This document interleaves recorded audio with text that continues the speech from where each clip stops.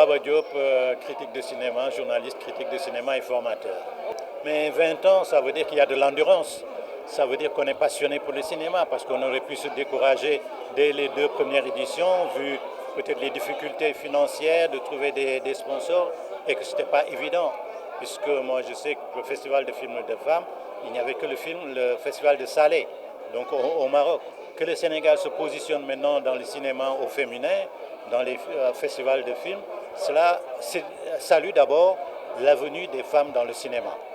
Parce que jusqu'au début des années 2000, il n'y avait pas beaucoup de femmes dans le cinéma. Maintenant, de plus en plus, et le fait d'arriver à faire un festival qui parle de femmes, qui sont réalisés par les femmes, c'est d'abord être dans la logique du temps, parce que les femmes se prennent aujourd'hui à charge, n'attendent plus les hommes pour leur indiquer le chemin.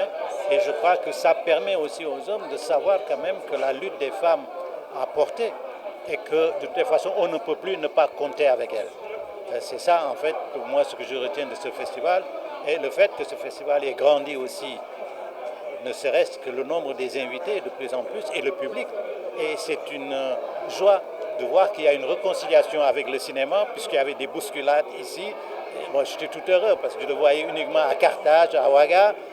Et aujourd'hui, le Sénégal, effectivement, se positionne dans l'organisation d'un grand festival dont on espère que ce festival grandira et attirera plus encore, pas seulement du public féminin, mais du public masculin, que le public sera mixte. Mais écoute, c'est un film qui compte, parce que c'est un film qui a été aux Oscars. C'est un film quand même qui parle de l'enfermement. Moi, je dis qu'il y a une seule image qui résume ce film-là, quand le mari apporte les oiseaux en cage et la femme qui les libère. Et on voit bien que cette femme qui était femme de domicile, si on peut dire, enfermée dans sa maison, et le mari qui partait travailler et revenir, elle était dans une solitude. Donc elle aimait la chanson, mais par peur de divorce, effectivement, elle a suspendu sa passion pour garder son foyer. Et on voit très bien que ça lui pèse, indépendamment de cette romance ou du crime.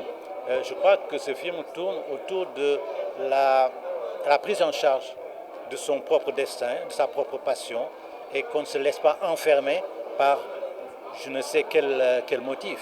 Et je crois que ces oiseaux en cage plus libérés résument, je crois, tout le film. Alors, je m'appelle Fifi Baroum, je suis la directrice du Kinolinger, Kinoteranga, et présidente de l'association Esprit Cinéma.